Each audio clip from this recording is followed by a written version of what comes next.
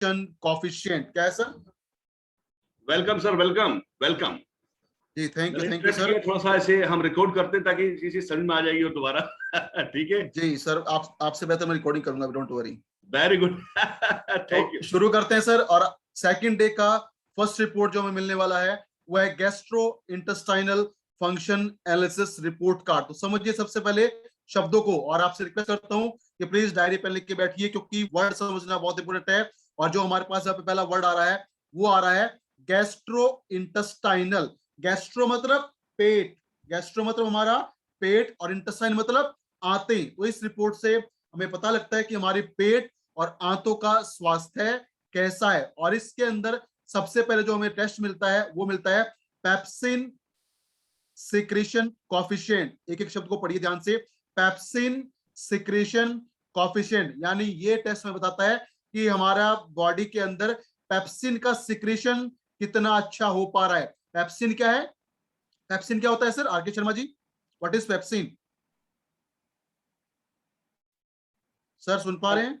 Hello sir pepsin क्या होता है? पेप्सिन सर, ऑडिबल मुझे थोड़ी आवाज शायद क्लियर मैं देख पा रहा हूँ। हेलो जी हेलो, सर। आवाज आ रही है सर? तो हम बात करें पेप्सिन सिक्रीशन कॉफिशिएंट। सबसे पहले बात करते हैं पेप्सिन क्या होता है। पेप्सिन को बोलते हैं, pepsin is a enzyme.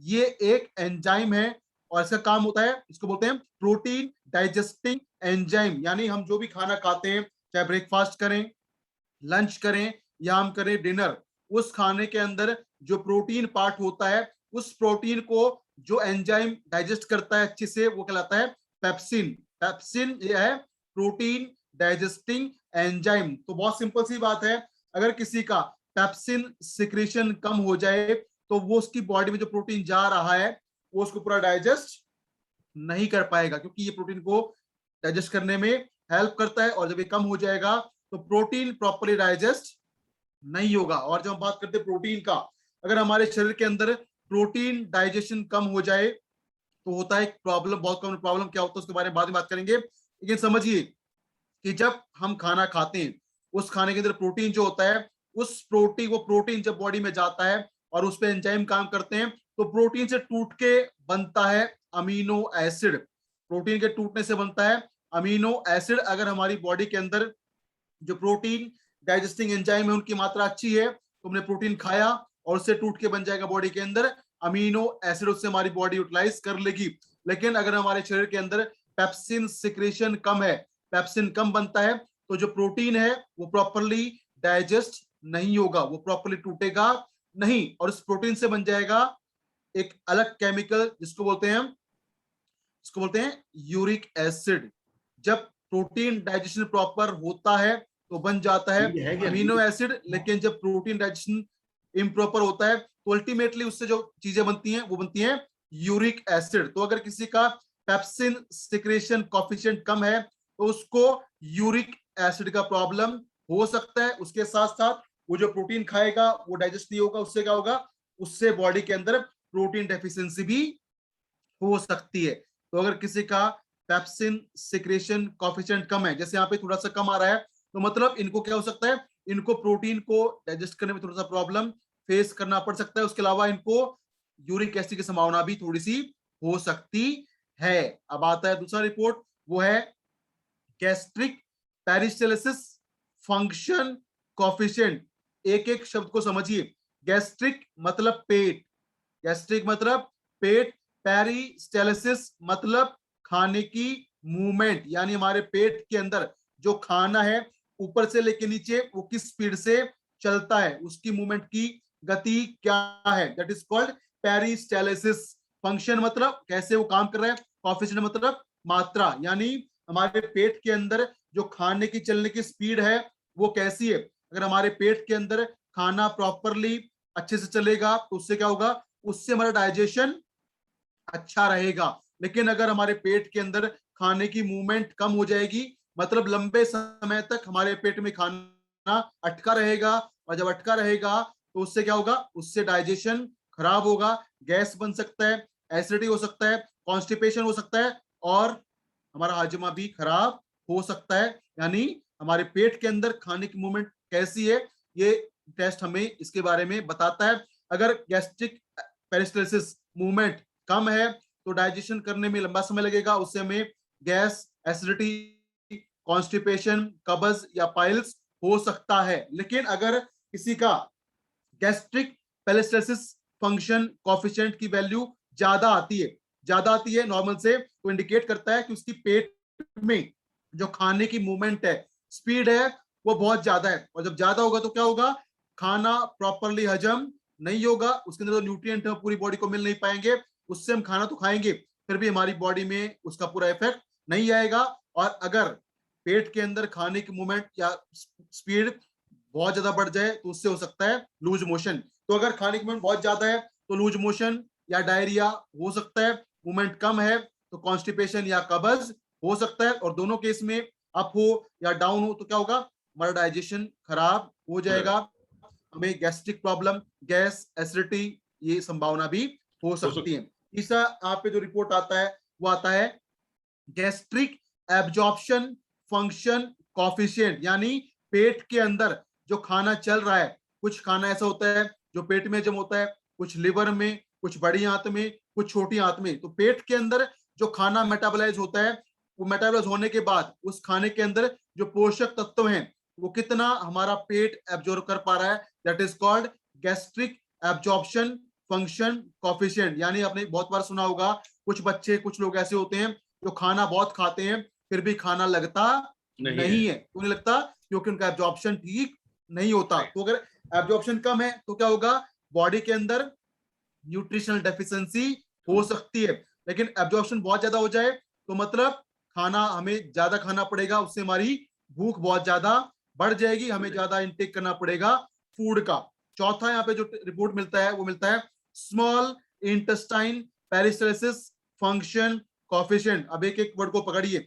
Small intestine मतलब छोटी आंत, पेरिस्टल्सिस मतलब खाने की मूवमेंट, फंक्शन मतलब उसका कार्यकलाप, और कोएफिशिएंट मतलब मात्रा। यानी हमारी छोटी आंत के अंदर जो खाने की चलने की स्पीड है वो कैसी है, वो हमें इस रिपोर्ट से पता लग जाता है। अगर छोटी आंतों के अंदर खाने की मूवमेंट कम होगी तो अगेन क्या होगा, उससे अगेन हमें गैस्ट्रिक प्रॉब्लम फेस करना पड़ सकता है और हो सकता है कॉन्स्टिपेशन या लूज मोशन। लेकिन अगर छोटी आंत में खाने की मूवमेंट ज्यादा हो जाए तो उससे क्या होगा, उससे लूज मोशन हो सकते हैं या गैस्ट्रिक प्रॉब्लम भी फेस करना पड़ सकता है। तो अगर चाहे पेट हो या छोटी आंत हो, अगर खाने की मूवमेंट कम है तो क्या होगा सर, उससे कॉन्स्टिपेशन या पाइल्स प्रॉब्लम हो सकता है। लेकिन अगर खाने की मूवमेंट बहुत ज्यादा बढ़ जाए तो उससे क्या होगा, उससे लूज मोशन या डायरिया हो जाता है। और लास्ट यहाँ पे जो टेस्ट आता है वो है small intestine absorption function coefficient. यानी जो छोटी आंत है हमारी, और हमारी छोटी आंत ना एक बहुत इंपॉर्टेंट है क्योंकि मैक्सिमम डाइजेशन हमारी छोटी आंत के अंदर ही होता है। और जब यहाँ पे डाइजेशन होता है तो यहाँ पे जो खाना पचा है उस खाने के अंदर जो पोषक तत्व हैं वो कितना हमारी बॉडी एब्जॉर्ब कर पाती है, वो हमें पता लगता है इस रिपोर्ट से। Small intestine absorption function coefficient, यानी हमारी छोटी आंत के अंदर खाने का एब्जॉर्प्शन कैसा है। अगर एब्जॉर्प्शन कम होगा तो क्या होगा कि खाना शायद पच तो रहा है लेकिन फिर भी बॉडी उसको एब्जॉर्ब नहीं कर पा रही है। तो ये है हमारा gastro intestinal function analysis report card. और इस टेस्ट के अंदर अगर आपको कोई इश्यू आता है, प्रॉब्लम आता है, सबसे पहले बात करें, अगर किसी का पेप्सिन सिक्रीशन कोएफिशिएंट कम है, पेप्सिन की मात्रा कम है, प्रोटीन कम डाइजेस्ट होता है, तो सबसे पहले उसको हम रेकमेंड करेंगे डाइजेस्टिव केयर सिरप। क्या देंगे sir? Digestive care syrup. Digestive care syrup उसको हम रेकमेंड करेंगे। क्यों? क्योंकि वो डाइजेशन को अच्छा करने में हेल्प करेगा। और उसके अलावा अगर हमारी आंतों के अंदर, हमारे पेट के अंदर खाने की मूवमेंट कम है या ज्यादा है, गैस्ट्रिक प्रॉब्लम है, गैस बनता है या बनता है एसिडिटी, लूज मोशंस हैं, पाइल्स हैं, या जो भी कुछ गैस्ट्रिक इश्यूज हैं, उन सबको सॉल्व करने के लिए 2 सप्लीमेंट आपको हमेशा देने चाहिए। और वो सप्लीमेंट है aloe vera juice and noni juice combination. Aloe vera और नोनी को दोनों को एक साथ मिला के अगर आप देते हैं तो जो भी गैस्ट्रिक प्रॉब्लम होता है, चाहे वो एसिड बनना हो या गैस बनना हो, पेट फूल जाना हो या आपका लूज मोशन हो या डायरिया हो, उन सबको ये कंट्रोल कर सकता है एलोवेरा और नोनी जूस का कॉम्बिनेशन। लेकिन ध्यान क्या रखना है? ध्यान ये रखना है कि अगर किसी को लूज मोशन है या डायरिया हो गया है, दस्त लगा है, उसको देंगे हम सुबह शाम खाली पेट ठंडे पानी से। कैसे देंगे सर? सुबह शाम ठंडे पानी से ठंडे डेली। पानी से। अगर दस्त है, डायरिया है, लूज मोशन है, तो देंगे सुबह शाम ठंडे पानी से। और अगर किसी को कॉन्स्टिपेशन है, पाइल्स है, कब्ज है, उसको देंगे हम सुबह शाम गर्म पानी से। गर्म पानी 30 ml aloe vera juice, 10 ml noni juice, दोनों को मिला के हम गर्म पानी ठंडा पानी लेंगे एज पर कंडीशन और देंगे। तो जो भी हमारी गैस्ट्रिक प्रॉब्लम है, गैस्ट्रिक इश्यूज हैं, गैस बनना हो, एसिड बनना हो, पेट फूल जाना हो, हाजमा प्रॉब्लम हो, या आपका कॉन्स्टिपेशन हो, या हो डायरिया, उन सबको ये कंट्रोल करने में हेल्प करता है एलोवेरा एंड नोनी जूस का कॉम्बिनेशन। उसके अलावा जो भी आपके पास सप्लीमेंट है जो आप देना चाहते हैं डाइजेशन के लिए, वो आप ऐड कर सकते हैं, लेकिन एलोवेरा और नोनी जूस देना बहुत इंपॉर्टेंट है, बहुत कंपलसरी। अगर आप ये देते हैं तो क्या होता है, इससे आपको मिलता है शानदार रिजल्ट। क्यों? क्योंकि एलोवेरा के अंदर एक कमाल की चीज होती है और वो होता है डाइटरी फाइबर। क्या होता है सर? Dietary fibre.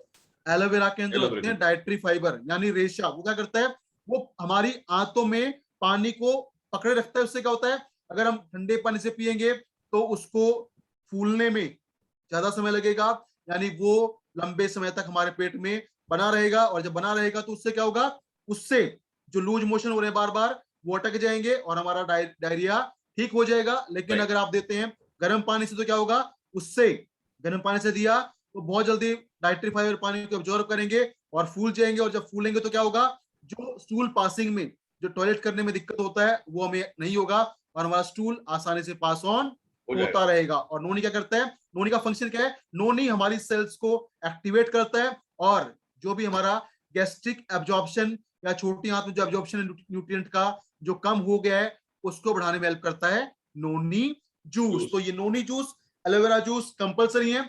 उसके बाद आप जो भी कुछ ऐड करना चाहें as per choice, liver care, यकृत केयर, जो भी आप देना चाहते हैं वो आप दे सकते हैं, लेकिन ये देना बहुत इंपॉर्टेंट होता है। तो this is all about our gastro intestinal analysis report card. Sir इसमें कोई सवाल आर के शर्मा जी? नहीं, बहुत बढ़िया। रिपोर्ट में कोई डाउट? नहीं, बिल्कुल आपने करेक्ट समझा दिया, कोई डाउट नहीं। अगर क्लियर सर, आगे बढ़े। राइट, कोई डाउट हो तो आप लिख सकते हैं, किसी भी बात करेंगे, उसका जवाब देंगे। किसी भी लीडर का कोई डाउट से क्लियर करना चीजें। बिल्कुल बिल्कुल, कोई भी डाउट होता है तो आप उसे डायरी पे नोट करिएगा और एंड में उस चीज का क्लियर भी करेंगे, राइट? क्योंकि बीच में डाउट क्लियर करेंगे तो टाइम ज्यादा लगेगा, राइट? ओके, तो आगे बढ़ते हैं सर और बात करते हैं नेक्स्ट रिपोर्ट के बारे में, जो एक बहुत शानदार रिपोर्ट में मिलता है। और वो रिपोर्ट इसके बाद आता है large intestine function data analysis. ये रिपोर्ट लास्ट में आता है, लेकिन मैंने लिया पहले। क्यों? क्योंकि हमने पेट का, छोटी आंत का बात किया है, तो बड़ी आंत को साथ में हम कंप्लीट करके चलेंगे।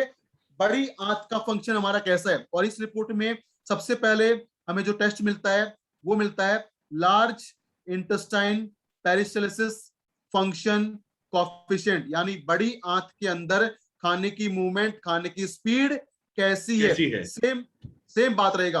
अगर बड़ी आंत के अंदर खाने की मूवमेंट कम होगी तो खाना लंबे समय तक आंतों में पड़ा रहेगा, और जब पड़ा रहेगा तो उससे क्या होगा, डाइजेशन हमारा खराब होगा, गैस बनेगा, एसिडिटी बनेगा, और हो सकता है कॉन्स्टिपेशन का प्रॉब्लम। लेकिन अगर बहुत जल्दी खाना निकल जाता है आंतों से बाहर तो उससे क्या होगा, उससे भी डाइजेशन खराब हो सकता है और हो सकता है लूज मोशन या डायरिया।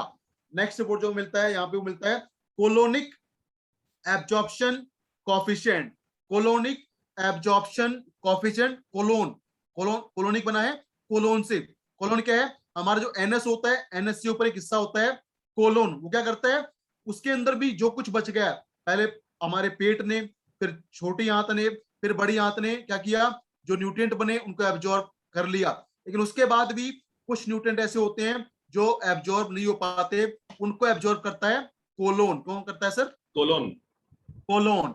और ये पता लगता है हमें कोलोनिक एब्जॉर्प्शन कोएफिशिएंट। तो अगर किसी कोलोन के अंदर एब्जॉर्प्शन अच्छा है, उससे क्या होगा कि जो भी कुछ बचा है, जो एब्जॉर्ब नहीं हो पाया, वो भी हमारी बॉडी एब्जॉर्ब कर लेगी और हम बचे रहेंगे किसी प्रकार की न्यूट्रिशनल डेफिशिएंसी से। लेकिन अगर कोलोनिक एब्जॉर्प्शन कम हो जाए तो हमें क्या होगा, न्यूट्रिशनल डेफिशिएंसी फेस करना पड़ सकता है।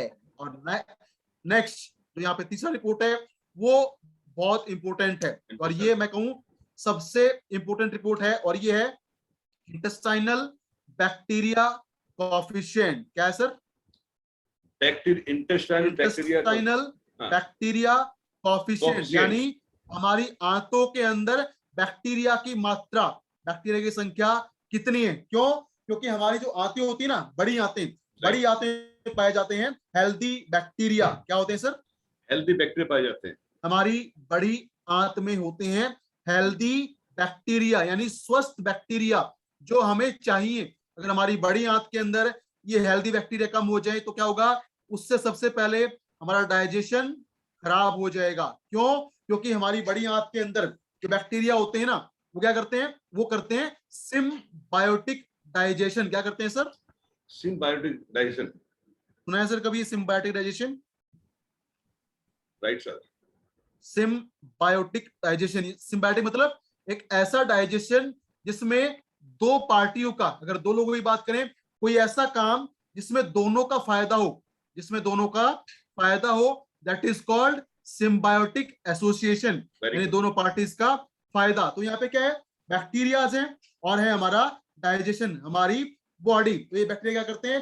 ये बैक्टीरिया कॉज करते हैं सिम्बायोटिक डाइजेशन, यानी इससे हमारा जो डाइजेशन है आंतों का, हमारे पेट का, वो बेहतर हो जाता है। उसके साथ साथ जो बैक्टीरिया होते हैं उनको भी कुछ खाना मिल जाता है ताकि वो भी अच्छे से ग्रो करते रहें, और इनको बोलते हैं हेल्दी बैक्टीरिया। क्या बोलते हैं सर? Healthy bacteria. और आपने सुना होगा, बहुत बार सुना होगा, बोलते भी होंगे कि हमारी बॉडी के अंदर जो बीमारी होने का सबसे बड़ा कारण है वो है क्या? हमारा पेट। ये बोलते हैं सर ना, 100%। पेट सही है, डाइजेशन सही है, तो हम 90% बीमारी से अपने आप को ऑटोमेटिकली बचा लेते हैं। क्यों? वहां पे सबसे इंपोर्टेंट होता है हमारी आंतों के अंदर मौजूद बैक्टीरिया। क्यों? क्योंकि डाइजेशन बेहतर करने के अलावा हमारी पेट की जो इम्यूनिटी होती है उसको भी बेहतर करने में हेल्प करता है। क्या बेहतर करता है सर? ये बॉडी की डाइजेशन करने में बेहतर होता है। डाइजेशन तो बेहतर करता है, डाइजेशन के अलावा जो हमारी इम्यूनिटी होती है उसको भी ये करता है बेहतर। किसको बेहतर करता है सर? इम्यूनिटी को बेहतर करता है। इम्यूनिटी। और जब इम्यूनिटी बेहतर होगी तो क्या होगा? हमें बीमारियां नहीं होंगी। इसलिए ना पुराने लोग बोलते थे कि अगर आपका हाजमा सही है, डाइजेशन सही है, तो बहुत सारे रोग आपको होंगे ही नहीं। कारण है क्योंकि हाजमा ठीक करता है बैक्टीरिया, वो होता है हेल्दी बैक्टीरिया, और उसको बोलते हैं प्रोबायोटिक। क्या बोलते हैं सर? प्रोबायोटिक। हमारी आंतों के अंदर जो हेल्दी बैक्टीरिया होते हैं ना, उनका नाम होता है प्रोबायोटिक। क्या होते हैं सर? प्रोबायोटिक। देखिए, नोट कीजिए, प्रोबायोटिक, प्रोबायोटिक। और इसके अंदर जो बैक्टीरिया आते हैं ना, दो प्रकार के बैक्टीरिया होते हैं मेनली जो हमारी आंतों में होते हैं। पहला होता है लैक्टोबैसिलस एसिडोफिलस, लैक्टोबैसिलस एसिडोफिलस, और दूसरा होता है बिफिडोबैक्टीरियम, बिफिडोबैक्टीरियम। और ये लैक्टोबैसिलस और बिफिडोबैक्टीरियम क्या करते हैं? ये हमारी आंतों के अंदर कॉज करते हैं सिम्बायोटिक डाइजेशन, यानी से हमारा हाजमा अच्छा होता है और इम्यूनिटी बढ़ जाती है। तो अगर किसी के आंतों के अंदर जो बैक्टीरियाज हैं वो कम हो जाए तो क्या होगा? हाजमा खराब हो जाएगा और होंगे बार बार लूज मोशन। क्या होंगे सर? बार बार लूज मोशन होंगे। लूज मोशन, जिसको बोलते हैं फूड पॉइजनिंग। गर्मियों के अंदर ना बहुत कॉमन होता है कि आप घर से बाहर हैं, मार्केट में गए, आपने कुछ रोड साइड पे खाना खाया या कुछ खराब खाना खाया, तो क्या हो गया? आपको हो जाता है फूड पॉइजनिंग या लूज मोशन, डायरिया। क्यों? क्योंकि जब आप खराब खाना खाते हैं, कुछ मिलावटी खाना खाते हैं, तो सबसे पहले क्या होता है?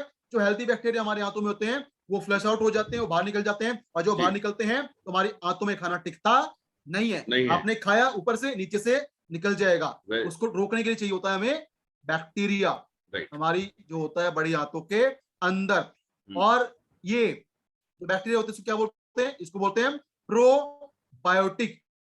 लेकिन प्रोबायोटिक को भी ज्यादा अच्छी ग्रो करने के लिए चाहिए होते हैं प्रीबायोटिक। क्या चाहिए होते हैं सर?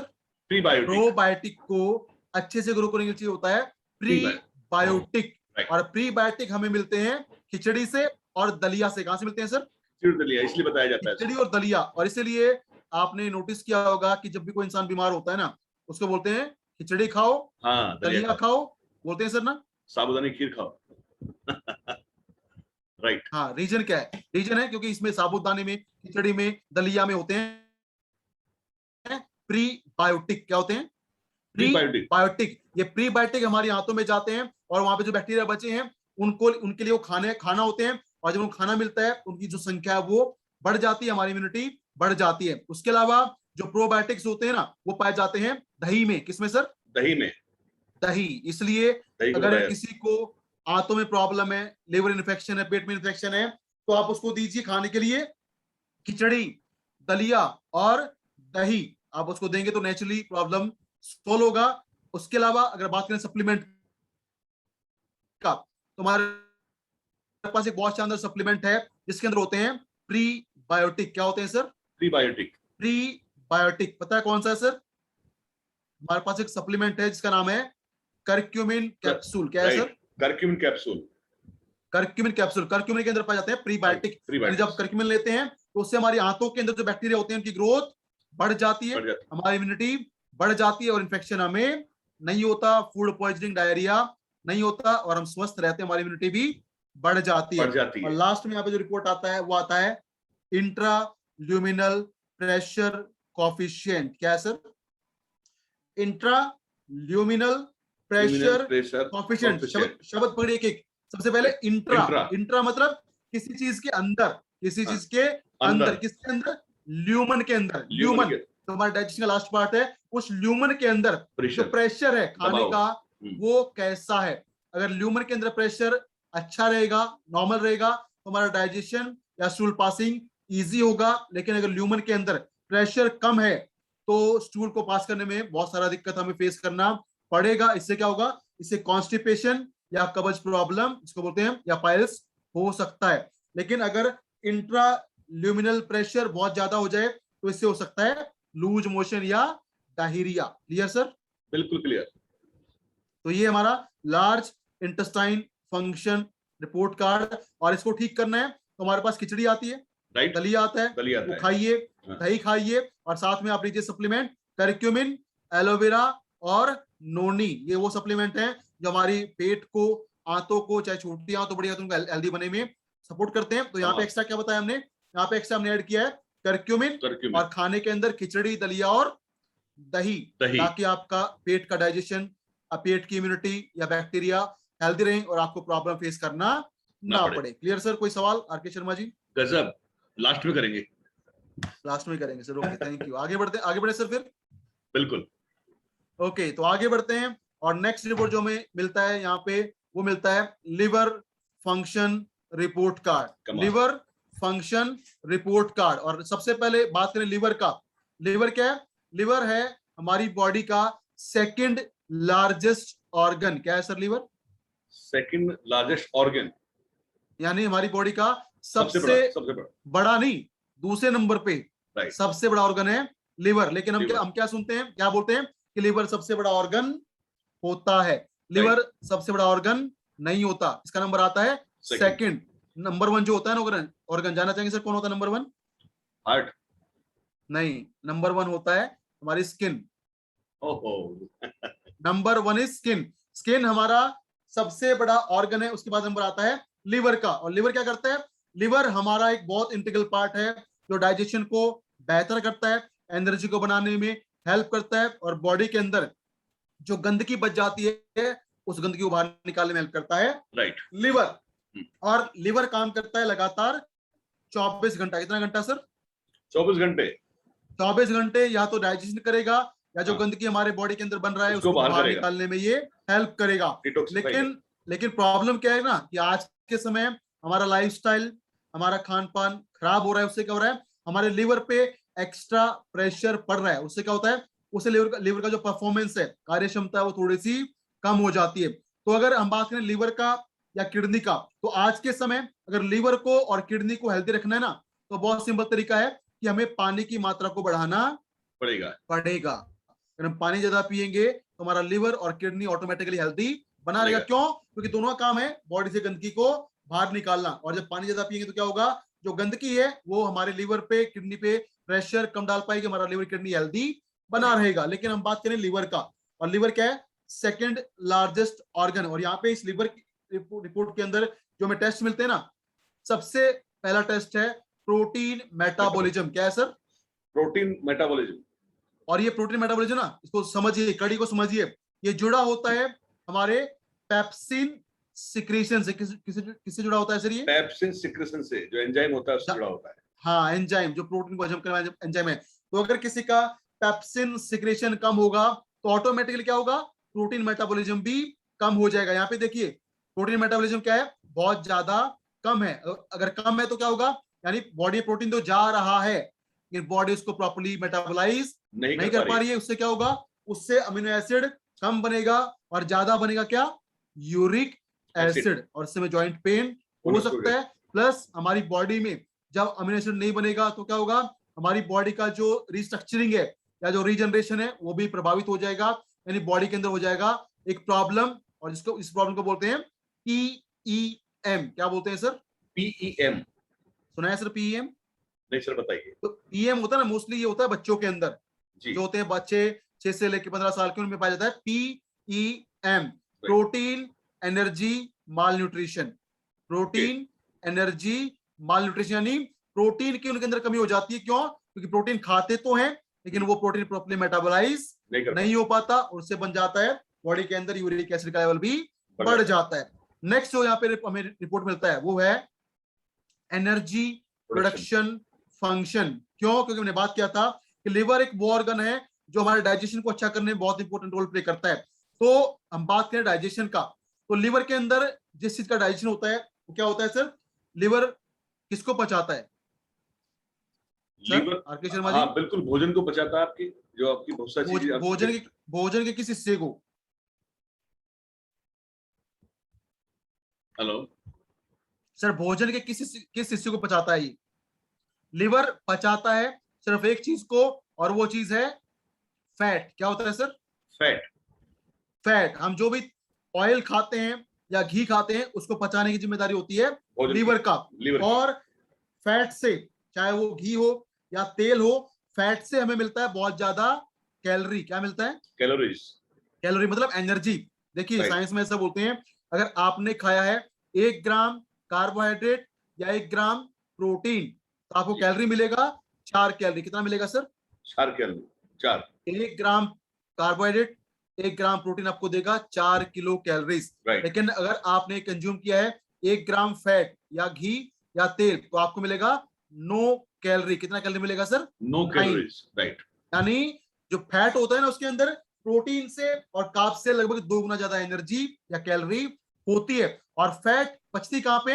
ये पचती है लीवर में। तो ये क्या करता है? एनर्जी प्रोड्यूस करने में हेल्प करता है। तो अगर हमारा एनर्जी प्रोडक्शन कम आए लीवर का तो क्या दिखाता है कि बॉडी के अंदर जो फैट का मेटाबॉलिज्म है वो अच्छे से नहीं हो पा रहा है। उसके अलावा जब कैलोरी कम बनेगी तो उससे क्या होगा, हमारी बॉडी में हमेशा हम थकान महसूस करेंगे, सुस्ती रहेगी, काम करने का मन नहीं करेगा। और ये एक सिम्टम है, एक कॉमन सिम्टम है। अगर किसी का बैठे बैठे किसी को नींद आ जाती है, सुस्ती रहती है, काम करने का मन नहीं करता, ये इंडिकेट करता है कि उसको लीवर प्रॉब्लम हो सकता है। क्या हो सकता है सर? हो सकता है लीवर प्रॉब्लम हो सकता है। क्यों? क्योंकि उसका एनर्जी प्रोडक्शन कम है। नेक्स्ट आता है बड़ा इंपॉर्टेंट फंक्शन, और वो है डिटॉक्सिफिकेशन फंक्शन। जैसे हमने बात किया था, लीवर क्या करता है? लीवर हमारी बॉडी के अंदर मौजूद गंदगी को, टॉक्सिन को बाहर निकालने में हेल्प करता है। तो अगर हमारी लीवर में गंदगी ज्यादा रहेगी तो क्या होगा? डिटॉक्सिफिकेशन कम हो जाएगा, और जब कम होगा तो क्या होगा? लीवर पे इसका पड़ेगा बुरा प्रभाव, हमारा लीवर का कार्यकलाप कम हो जाएगा और बॉडी में बहुत सारे इन्फेक्शन हो सकते हैं। यानी ये रिपोर्ट बताता है कि हमारा लीवर कितने अच्छे से टॉक्सिन्स को बाहर निकाल पा रहा है या नहीं। अगर डिटॉक्सिफिकेशन कम है मतलब बॉडी के अंदर टॉक्सिन ज्यादा मात्रा में मौजूद है, उससे बहुत सारी बीमारियां हो सकती हैं। लेकिन अगर डिटॉक्सिफिकेशन ज्यादा है मतलब हमारी बॉडी के अंदर जो क्लींजिंग है वो बेहतर हो रही है और हमारे इन्फेक्शन भी बॉडी में कम रहेंगे, हम हेल्दी रहेंगे। Clear sir? बिल्कुल सर, बिल्कुल ठीक। नेक्स्ट है बड़ा इंपॉर्टेंट रिपोर्ट, और ये है बाइल सिक्रेशन फंक्शन, यानी बाइल का सिक्रेशन कितना हो पाता है। हमने बात किया था लीवर क्या करता है? लीवर फैट को पचाने में हेल्प करता है, और फैट को पचाने के लिए चाहिए होता है बाइल एसिड। क्या चाहिए होता है सर? Bile acid. और बाइल एसिड बनाता है लीवर। लीवर का काम है बाइल एसिड को बनाना, जो क्या करता है? जो हमारे बॉडी में मौजूद जो फैट है उसको डाइजेस्ट करने में हेल्प करता है बाइल। तो अगर किसी का बाइल सिक्रेशन फंक्शन कम है, यानी बाइल कम बनता है, तो क्या होगा, उसका जो फैट का डाइजेशन है वो कम होगा, और जब फैट का डाइजेशन कम होगा तो क्या होगा, उससे हो जाएगा फैटी लिवर। क्या हो जाएगा सर? लीवर फैटी हो जाएगा। तो लास्ट की दो रिपोर्ट ना आपस में जुड़ी हुई हैं। अगर बाइल सिक्रेशन कम होगा तो लिवर हो जाएगा फैटी, लिवर फैट कंटेंट बढ़ जाएगा। लेकिन बाइल सिक्रेशन अच्छा है तो लिवर फैटी नहीं होगा और लिवर हमारा रहेगा हेल्दी। अब क्या लास्ट में है लिवर फैट कंटेंट, यानी लिवर के अंदर फैट की मात्रा कितना है। देखिए ये क्या है, लिवर फैट, यानी हमारा लिवर फैटी हो रहा है या नहीं हो रहा है। और इसको समझना बहुत इंपॉर्टेंट, क्यों?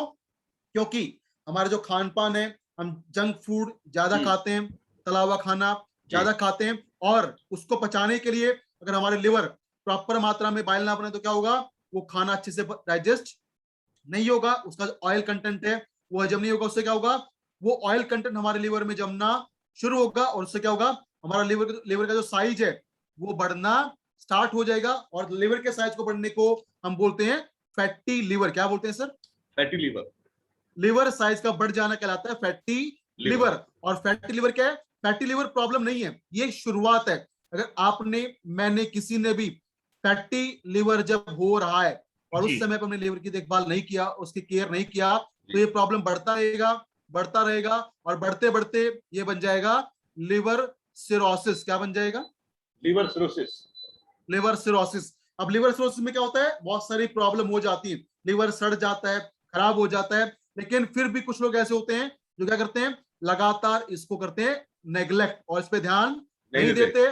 और नहीं देते तो क्या होता है, वो सिरोसिस बढ़ता रहता है, बढ़ता रहता है, और हो जाता है कैंसर, क्या, जॉन्डिस या लिवर कैंसर। राइट, जॉन्डिस या लिवर कैंसर हो जाता है। और ये मोस्ट कॉमनली किसमें होता है, जो लोग अल्कोहल ज्यादा लेते हैं उनके अंदर लिवर फैटी बहुत होने की संभावना बढ़ जाती है, लिवर सिरोसिस भी बढ़ जाता है। क्यों? क्योंकि लिवर, अल्कोहल क्या करता है, अल्कोहल डायरेक्टली हमारे लिवर सेल्स को डैमेज करने में कंट्रीब्यूशन देते हैं। तो लिवर फैटी है, प्रॉब्लम शुरू हुआ है, आप जो केयर कर देंगे, ठीक कर देंगे, तो प्रॉब्लम सब निबट जाएगा। अदरवाइज लिवर सिरोसिस हो जाएगा, और वो बढ़ता रहा तो क्या होगा, हो जाएगा हेपेटाइटिस या लिवर कैंसर। Clear sir?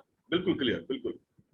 अब ये तो क्या फंक्शन, राइट। अगर आप ये फंक्शन देखते हैं और आपको किसी फंक्शन में प्रॉब्लम आता है, वैल्यू डाउन है या कुछ प्रॉब्लम है लगता है, तो ठीक कैसे करेंगे? अगर लिवर की बात करें, आंख बंद करके अगर लिवर प्रॉब्लम को दिखता है तो सबसे पहले आपको देना पड़ेगा एक सप्लीमेंट जिसका नाम है मिल्क थिसल ड्रॉप। क्या देंगे सर? मिल्क थिसल ड्रॉप, गजब। सबसे जरूरी है मिल्क थिसल ड्रॉप। उसके साथ आप ऐड करेंगे डिटॉक्सी प्लस टैबलेट। क्या ऐड करेंगे सर? Detoxy capsule, right. उसके साथ हम ऐड करेंगे foot patch, detox foot patch. और उसके साथ आप यकृत केयर सिरप दे सकते हैं, कॉमन रेंज में, सिरप रेंज में, या जो भी सप्लीमेंट और हमारे पास आता है आप ऐड करो कुछ भी ऐसा सप्लीमेंट जो बॉडी से टॉक्सिन को निकालने में हेल्प करता है। वो गुड़ तुलसी है, नोनी भी है, एलोवेरा भी है, हिमालयन बेरी भी है, उसके अलावा गैनोडर्मा भी है, उसके अलावा बहुत सारे सप्लीमेंट जो बॉडी से टॉक्सिन को निकालने में हेल्प करते हैं। लेकिन जरूरी क्या है? जरूरी है मिल्क थिसल, डिटॉक्सी प्लस और फुट पैच, ये मैंडेटरी है। उसके अलावा जैसा आपके कस्टमर का बजट है, जैसा आप दे सकते हैं उसको दीजिए। कोई भी सप्लीमेंट जो बॉडी से टॉक्सिन को निकालने में हेल्प करता हो, जैसे एलोवेरा आप दे सकते हैं, नोनी दे सकते हैं, गोल्ड तुलसी दे सकते हैं, गैनोडर्मा दे सकते हैं। ये सब चीज आप एड ऑन कर सकते हैं in liver problem. Clear sir? Clear. कोई सवाल सर? क्लियर? बिल्कुल सही, बिल्कुल सही। आगे बढ़े सर? बिल्कुल सर। ओके, तो नेक्स्ट रिपोर्ट पे आते हैं, और नेक्स्ट रिपोर्ट बहुत इंपॉर्टेंट है, बहुत शानदार है। आपने बात किया था लिवर और किडनी, लेकिन उससे पहले गॉल ब्लैडर, बीच में गॉल ब्लैडर, क्योंकि गॉल ब्लैडर क्या है, गॉल ब्लैडर जुड़ा होता है लिवर से। किससे सर? लीवर। गॉल ब्लैडर जुड़ा होता है लिवर से। तो पहले बात करते हैं गॉल ब्लैडर क्या होता है। गॉल ब्लैडर क्या है? गॉल ब्लैडर एक ऑर्गन है हमारा। आई इंटरप्ट यू सर। जो सेशन है मैं समझ सकता हूँ कि कुछ लीडर्स की क्वेरी हो सकती है, इस सेशन को हम दोबारा ले सकते हैं। जो गोल ब्लैडर का है, मतलब लीवर तक जो हमने इंटेस्टाइन को लिया और लीवर को लिया, राइट सर? तो पेट की पूरी समस्या, अभी इसमें हम अगर इस पार्ट को दोबारा लेंगे क्योंकि सिर्फ 45 मिनट्स से हमारे जो हुआ है, तो कुछ क्वेरी भी हो हाँ सकती जी। है किसी लेके, राइट? तो मैं समझ सकता हूँ अगर इस चैप्टर को दोबारा ले तो बेटर रहेगा, जैसा अगर आप को- चाहें। और मैं कोई इसमें दिक्कत नहीं सर, मुझे कोई प्रॉब्लम नहीं है, मुझे I have no issues. Right, मैं चाहता हूँ कि मतलब एक एक चीज को हम अगर तरीके से समझेंगे तो बहुत अच्छा रहेगा सर। आपने इतना बेहतर सेशन लिया है, मतलब दिमाग खुलता जा रहा है, दिमाग का जो पर्दा है सबका बिल्कुल क्लियर होता जा रहा है, राइट? और इतने ठीक है, मैं ठीक है सर। मतलब एक नहीं, मैं दोस्तों एक चीज बता दूं, ये हिला के रख देगा। और ये मैं धन्य देता हूँ ठाकरान जी को। और सही बताऊं आपको कि शुभारंभ वास्तव में जिंदगी को चेंज कर देगा। जब से शुभारंभ स्टार्ट हुआ है, एक एक काम शुभ होता जा रहा है। और वास्तव में ये कार्य जो है, आज जो ये दूसरा दिन है हमारा इस चीज का, जो आज हम इस चैप्टर को ले रहे हैं, और मैं आपको बताऊं कमाल होने वाला दोस्तों।